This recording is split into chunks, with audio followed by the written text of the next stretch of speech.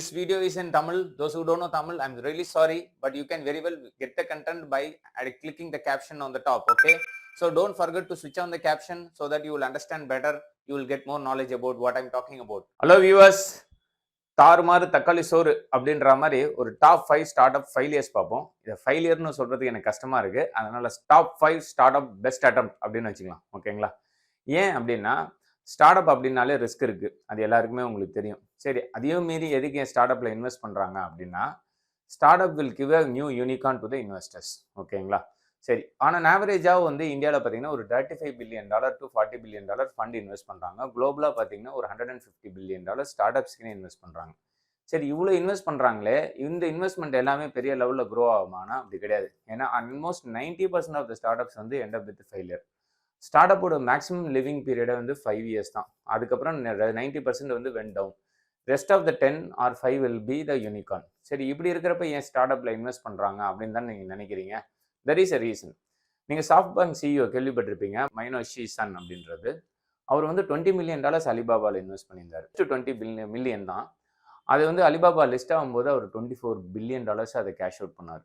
So இந்த மாதிரி 20 million-லேருந்து 24 billion வந்து கேஷ் அவுட் பண்ணக்கூடியது ஸ்டார்ட் அப்பில் மட்டும்தான் முடியும். ஏன்னா அவங்க ஏர்லி பேர்டாக இருக்கனால. அதனால தான் இன்வெஸ்டர்ஸ் என்றைக்குமே ஸ்டார்ட் அப்புக்கு ஒரு இம்பார்ட்டன்ஸ் கொடுத்துட்டு இருக்காங்க. ஆனால் எங்கே பிரச்சனை வருது அப்படின்னா ஸ்டார்ட் அப் ஃபவுண்டர்ஸ் என்ன பண்ணுவாங்கன்னா they are focusing on ideas first. Ideas வந்து அதுக்கப்புறமேட்டு ப்ராப்ளம் சால்விங் மூலிமா கிரியேட் ஆனாலும் அதுலேருந்து ஒரு வேல்யூ கிரியேஷன்ஸ் வரும். ஸோ அந்த வேல்யூ கிரியேஷன்ஸ் வந்து எவால்வ் ஆகிட்டே வரும்போது இன்வெஸ்டர்ஸ் உள்ளார வந்து அந்த வேல்யூக்கு ஒரு வேல்யூவேஷன் போடுவாங்க. ஸோ இவங்க வேல்யூவை விட்டுட்டு வேல்யூவேஷனுக்கு போயிடுவாங்க. இன்வெஸ்டர்ஸ் தான் வேல்யூவேஷனில் ஃபோக்கஸ் பண்ணும். ஸ்டார்ட் அப் ஃபவுண்டர்ஸ் என்றைக்குமே வேல்யூவில் தான் focus. Valuation is a byproduct of value. நீங்கள் கரெக்டான வேல்யூவை மெஷர் பண்ணாங்கன்னா அந்த வேல்யூவேஷன்றது ஒரு பை ப்ராடக்டில் வந்துடும். ஸோ இது ரொம்ப முக்கியம். ஸ்டார்ட் அப் ஃபவுண்டர்ஸ் இந்த மாதிரி ஃபோக்கஸ் பண்ணும்போது வேல்யூ கிரியேஷனில் ஆட்டோமேட்டிக்காக valuation is next thing it will come. நான் வேல்யூ வந்து கான்ஸ்டன்ட்டாக இருந்து வேல்யூவேஷன் ஹையராக போச்சுன்னா ஒரு நாள் வேல்யூவேஷன் பஸ்ட் ஆகிடும், திரும்பி ரீசெட்டில் ஆகும். அதுதான் பிரச்சனையாகுது. சரி, ரெண்டாவது ரொம்ப கிரிட்டிக்கல் ஃபேக்டர் என்ன அப்படின்னு பார்த்தீங்கன்னா ரெடண்டன்ட் சேல்ஸ். நிறைய ஸ்டார்ட் அப்பில் பிரச்சனை எங்கே வருது அப்படின்னா ரெடண்டன்ட் சேல்ஸே இருக்காது. Boosted amount of investment on marketing spend பண்ணி ஒரு ஃபர்ஸ்ட் ஐட்டம் சேல்ஸ் பண்ணிடுவாங்க. ஆனால் செகண்ட் சேல்ஸ் வரல அப்படின்னா தேர்டு சேல்ஸ் அவங்களால மேக் பண்ண முடியலன்னா round B, round C, round D அப்படின்ற ஃபண்டிங் போகிறதுல அர்த்தமே இல்லை. அந்த ரெடண்டன்ட் ஃபண்டிங் போகிறது விஷயமே கிடையாது. ரெடண்டன்ட் சேல்ஸ் தான் முக்கியம். ஒரு பிஸ்னஸ் அக்யூமன் உள்ள ஒரு பர்சன்ஸ் வந்து இந்த ரெடண்டன்ட் சேல்ஸ் வரலனாலே you can stop the funding. Then we have to revalue what he is delivering to the end user. சரிங்களா? குட் ஐடியாவாக இருக்கலாம், குட் டீமாக இருக்கலாம், நல்ல ஒரு டிசைனாக இருக்கலாம். ஆனால் ஒரு ரெடண்டன்ட் சேல்ஸ் வரல அப்படின்னா அந்த பிஸ்னஸ் வந்து சீக்கிரமாக சப்ரஸ் ஆகிடும். இது வந்து known truth. So redundant round funding is not important. So இந்த ரெண்டு கிரிட்டிக்கலும் ஒரு ஸ்டார்ட் அப்பில் வந்து ஹேண்ட் இன் ஹேண்டு போகும்போது தான் இந்த மாதிரி சில பிரச்சனைகள் வருது. சரி, இது இல்லாமையே வந்து பார்த்தீங்கன்னா ஃபண்டிங்கே இல்லாமல் இப்போ பார்த்தீங்கன்னா இப்போ பப்ளிக் ஃபண்டிங்கே இல்லாமல் இல்லை இன்வெஸ்டர்ஸ் ஃபண்டிங்கே இல்லாமல் அமுல்லாம் நீ வந்து பார்த்தீங்கன்னா one of the biggest player தான். ஓகேங்களா? ஸோ ஸ்டார்ட் அப்புக்கு வந்து இன்வெஸ்டரோட மணியை வந்து மைண்ட்ஃபுல்லாக ஹேண்டில் பண்ணுறது ரொம்ப முக்கியம். ஏன் அப்படின்னா இல்லாட்டி அந்த ஃபவுண்டர் மேலே வந்து என்ன ஆகிடும் அப்படின்னா ஒரு trust lack of trust create ஆகிடுச்சுன்னா ஒரு இன்வெஸ்டர் மணி புல் பண்ண ஆரம்பிச்சாங்கன்னா rest of them will be இந்த கியூ. அது வந்து ஃபைனலாக வேறு டைரக்ஷனில் போயிடும். சரிங்களா? So even Chandrayaan 2 is not a very big success. அதுக்குள்ளே நம்ம வந்து அதுலேருந்து லேர்ன் பண்ணிக்கிட்டு சந்திராயன் 3க்கு வந்துட்டோம். சரிங்களா? இப்போ இது கண்டிப்பாக 3ல் போயிடும், எனக்கு அது கான்ஃபிடன்ஸ் இருக்குது. அதே மாதிரி தான் ஸ்டார்ட் அப்போட ஃபவுண்டர்ஸும் we have to take a look at it and we have to do the postmortem on the business why it went wrong. ஏன் அப்படின்னா ஸ்டார் விஜய் அப்படின்னு நீங்கள் எல்லாமே பார்த்துட்டு இருக்கீங்களா, அதுக்கு முன்னாடி 5 attempts ஆஃப் ஃபெயிலியர்ஸ் அவர் ஃபேஸ் பண்ணியிருக்காரு, ஸ்டார்ட் அப் ஃபெயிலியர்ஸ். 6th தான் வந்து ஸ்டார் விஜய், ஸ்டார் நெட்வொர்க்ஸ். இது வந்து one of the big success. So இந்த மாதிரி நடக்கிறது வெரி காமன். இவங்க மாதிரி இந்த இன்வெஸ்டர்ஸ்க்கு இந்த மாதிரி ஸ்டார்ட் அப் ஃபவுண்டர்ஸ்க்கு எக்கோ சிஸ்டம் கண்டிப்பாக சப்போர்ட் பண்ணணும். Government must support the start up founders. ஏன் அப்படின்னா ஆல்மோஸ்ட் 95% ஆஃப் த ஆடியன்ஸ் எப்படி இருப்பாங்கன்னா ஒன்று கன்சியூமராக இருப்பாங்க, இல்லை கிரியேட்டராக இருப்பாங்க.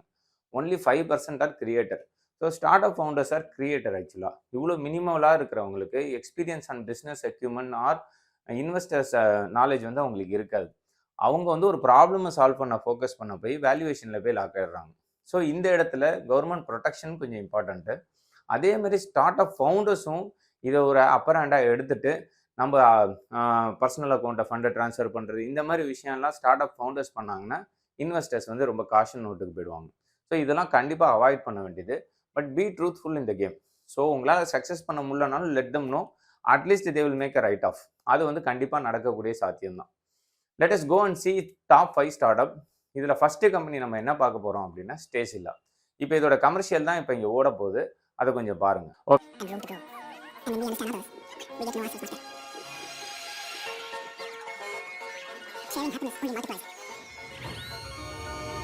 To experience new things, you don't have to step outside. Just open your doors and let the world in. But how, you may ask? Well, here's an idea. Register with Stayzilla, and you can rent out a part of your home or those unused rooms for long or short durations. What's more, you can look for folks that meet your preferences and even share your interests. Making every day a new day.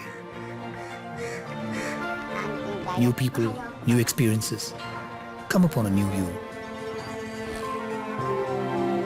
Make room for something new. Open up with Stayzilla. Stayzilla. யாதும் ஊரே யாவரும் கேளிர். Okay, இப்போ இந்த company வந்து பார்த்தீங்கன்னா நல்லா operate பண்ணாங்க. இந்த ஸ்டேஸில்லான்றது ஒரு சென்னை பேஸ்டு ஸ்டார்ட் அப் தான். ஆனால் இந்த கம்பெனி வந்து என்ன பண்ணுறதுன்னா எக்ஸ்பேண்ட் பண்ணுறதுல ஃபெயிலியர் ஆகிட்டாங்க. ஸோ இனிஷியலாக அந்த ஸ்டார்ட் அப் நல்லா போனாலும் எக்ஸ்பேண்ட் ஸ்கேல் பண்ண முடியல இந்த கம்பெனினால. ஸோ இதனால் வந்து இன்வெஸ்டர்ஸ்ட்டை வாங்கின மணியும் அதர் இஷ்யூஸும் பாப்பப் ஆக இந்த கம்பெனி வந்து அப்ரப்டாக நின்றுச்சு. ஓகேங்களா? சரி, இந்த கம்பெனியோட மாடல் வந்து கிட்டத்தட்ட ஏர்பிஎன்பி மாதிரி தான். அதாவது உங்கள் வீட்டில் ஒரு ரூம் ஃப்ரீயாக இருக்குன்னா நீங்கள் கொஞ்சம் ஆஃபர் பண்ணிக்கலாம் அந்த ரூமை, அதை ரெண்டல் பண்ணிக்கலாம். ஸோ இந்த மாதிரி ஸ்ட்ரக்சர்ஸ்லாம் கூட வந்திருந்தது. பட் ஆனால் ஃபைனலாக அந்த பிஸ்னஸோட ஸ்கேலபிலிட்டி இஷ்யூஸ் வரதுனால இது ஃப்ளாப் ஆயிடுச்சு. இந்த பிஸ்னஸ் கிட்டத்தட்ட வந்து ஒரு பிகினிங்கில் ஆரம்பித்து 2014 to 2016 இந்த பிஸ்னஸ் வந்து க்ளோஸ் ஆயிடுச்சு. சரி, ரெண்டாவது ஒரு கம்பெனி பார்ப்போம். இந்த கம்பெனி வந்து ஃப்ளிப்கார்ட் ஆனப்போ வந்தது. 2008 2010 வந்தது. இந்த கம்பெனி வந்து ஹைட்ரா பேஸ்டு கம்பெனி. இது வந்து ஃபஸ்ட்டு ஃபோக்கஸ் பண்ணது கேமராவில் நிறையா ஃபோக்கஸ் பண்ணுவாங்க. கெனான் கேமராஸ், நிக்கான் அதிலலாம் ஃபோக்கஸ் பண்ணாங்க அவங்க வாங்கி. அமேசான் மாதிரியே ஒரு ஸ்ட்ரக்சர் எடுத்துகிட்டு வந்த மாதிரி இருந்தது. நானும் இந்த கம்பெனி கொஞ்சம் நல்லா வாட்ச் பண்ணிட்டு இருந்தேன். But on top of it அந்த பிஸ்னஸால் ஸ்கேல் பண்ண முடியல எகெயின். ஏன்னா அவங்க வந்து ஒரு யூஐயும் ஒரு வெப்பையும் வச்சு ஒரு பிஸ்னஸை டெவலப் பண்ண முடியும் அப்படின்னு ஃபோக்கஸ் பண்ணாலும் பிஸ்னஸ்க்கு நிறைய ஸ்ட்ராட்டஜிஸ் இருக்குது. கேஷ் இன்வெஸ்ட்மெண்ட்டு, பிஸ்னஸ் ஸ்ட்ராட்டஜிஸில் இன்வெஸ்ட் பண்ணுற பிஸ்னஸஸ் வந்து ரொம்ப கிரிட்டிக்கலாக இருக்கும். அது இந்த பிஸ்னஸில் வந்து கொஞ்சம் கேமராவை தாண்டி அடுத்த ஸ்டேஜஸ்க்கு போகும்போது கொஞ்சம் சிக்கலாக ஆரம்பிச்சிருச்சு. But it's a very good attempt. But ஃபைனலாக அவங்க ஃப்ளிப்கார்ட்டும் உள்ளார வந்தோன்னா இவங்களுக்கு ஃப்ளிப்கார்ட் அளவு காம்பீட் பண்ண முடியாமல் கடைசியில் க்ளோஸ் பண்ணிட்டாங்க. மூணாவது ஒரு கம்பெனி பார்க்க போகிறோம். இது வந்து ஒரு ஐஐடி பசங்க 5 பேர் சேர்ந்து ஆரம்பிச்சது. இந்த கம்பெனி பேர் வந்து டைனி அவுல். ஓகேங்களா? இதில் வந்து ஒருத்தர் வந்து ஃபண்ட் ரைஸ் பண்ணுறதும் ரெஸ்ட் ஆஃப் தம் ஆர் ஃபோக்கஸிங் அந்த பிஸ்னஸ் மாதிரியும் பண்ணியிருந்தாங்க. இது கிட்டத்தட்ட ஒரு ஸ்விக்கி மாடலில் தான் இருக்கும். பட் நல்ல அட்டம்ப்ட் தான் இந்த பிஸ்னஸும். பட் இந்த பிஸ்னஸில் என்னென்னா அவங்க வந்து இன்வெஸ்டர்ஸ்டேருந்து ஃபண்டு வாங்கி சேல்ஸை பூஸ்ட் பண்ணிக்கிட்டே இருந்தாங்க. மகாராஷ்டிராவில் ஒரு நல்ல பிக்கப் கொண்டு வந்த மாதிரி அடுத்தடுத்த இடத்துலையும் இதே லெவல் ஆஃப் ஸ்ட்ரக்சரில் குயிக்காக கொண்டு போயிடலான்னு சொல்லிட்டு நிறைய ஆன்போர்ட் பிளேயர்ஸ் எடுத்துகிட்டு வந்துட்டாங்க.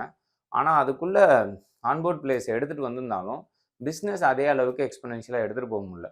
ஸோ இதில் எங்கே டெட்லாக் ஆக ஆரம்பிச்சிருச்சுன்னா, ஒரு பக்கம் வேல்யூவேஷன் அதிகப்படுத்தி இன்வெஸ்டர்ஸ்ட்டை பணம் வாங்கிட்டாங்க. ஆனால் அதுக்குள்ளே ரெவென்யூ எடுத்துகிட்டு வர முடியாதப்ப they were end up with nothing. So அதனால் இந்த பிஸ்னஸ் வந்து டீரெயில் ஆயிடுச்சு. But it's a very good attempt altogether. ஓகேங்களா? சரி, நாலாவது என்ன பிஸ்னஸ் நம்ம பார்க்க போகிறோம் அப்படின்னா, இது வந்து askme.com அப்படின்றது. இந்த பிஸ்னஸ் வந்து எனக்கு கொஞ்சம் வருத்தமான விஷயம் என்னென்னா, இந்த பிஸ்னஸில் வந்து இன்வெஸ்டர்ஸ் மணியை வந்து கொஞ்சம் தப்பாக ஹேண்டில் பண்ணிட்டாங்க கடைசியில். அதனால வந்து சில ஏஞ்சல் இன்வெஸ்டர்ஸ் வந்து இந்த கம்பெனி மேலே லாஸ் சூட்லாம் ஃபைல் பண்ணியிருந்தாங்க. இதோட ஸ்ட்ரக்சர் எப்படின்னா, ஒரு ஜஸ்ட் டேல் எப்படி ஃபோன் பண்ணி கேட்குற மாதிரி இந்த ஆப்பில் வந்து நீங்கள் என்ன வேணால் கேளுங்க, we can help you out அப்படின்ற மாடல் தான் இவங்க எடுத்துகிட்டு வந்தாங்க. இவன் தான் இட்ஸ் பெஸ்ட் மாடல். அது ஒரு கூகுள் மாதிரி எடுத்துகிட்டு வந்து ஜஸ்ட் டேல் மாதிரி எல்லாத்தையும் கொண்டு வரணும்னு நினச்சாலும் இந்த கம்பெனியால் அந்த அளவுக்கு ரெவன்யூ கிரியேஷன்ஸ் பண்ண முடியல. ரெண்டாவது இவங்க வந்து எக்ஸ்பொனென்ஷியல் மோடில் க்ரோ பண்ணணும்னு ஆசைப்பட்டு அட்வர்டைஸ்மெண்ட்டுக்கு ஹெவி காஸ்டிங் பண்ணாங்க. இப்போ ரன்பீர் கபூரை கூட்டிகிட்டு வந்து 3 crores ஆடை நடிக்க வைக்கிறது எல்லாமே பண்ணாலும் which is are all expensive for the start up. So start அப்பில் ஃபஸ்ட்டு ஐடியாஸை வந்து ப்ரூவன் அண்ட் டெஸ்டட் இருந்து அப்புறம் நம்ம எக்ஸ்பென்சிவ் ஆட்ஸ் பொருளில் தப்பு கிடையாது. பட் இனிஷியலாக இவ்வளோ போயிட்டு அப்புறம் ஸ்கேல் பண்ண தெரியலன்னு வச்சுக்கோங்களேன், இல்லை எதிர்பார்க்குற ரெவன்யூ ஜெனரேஷன் கொண்டு வர முடியலன்னா startup will end up with losing money or losing trend.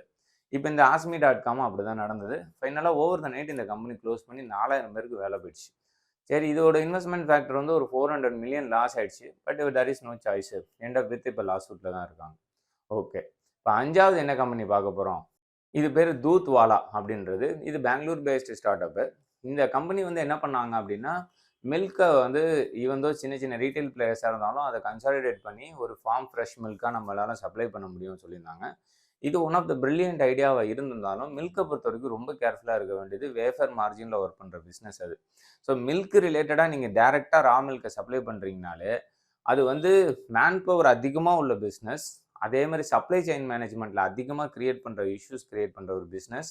On top of it நீங்க வந்து வேஃபர் மார்ஜின் தான் மேக் பண்ண முடியும். ஏன்னா கொஞ்சம் லேட் ஆயிடுச்சுன்னா மில்க் கெட்டு போயிடும். ஸோ இவ்ளோ ஃபேக்டர்ஸையும் எடுத்து இவங்க ரிசால்வ் பண்ணி ஒரு 30,000 லிட்டர்ஸ் செல் பண்ணாங்க.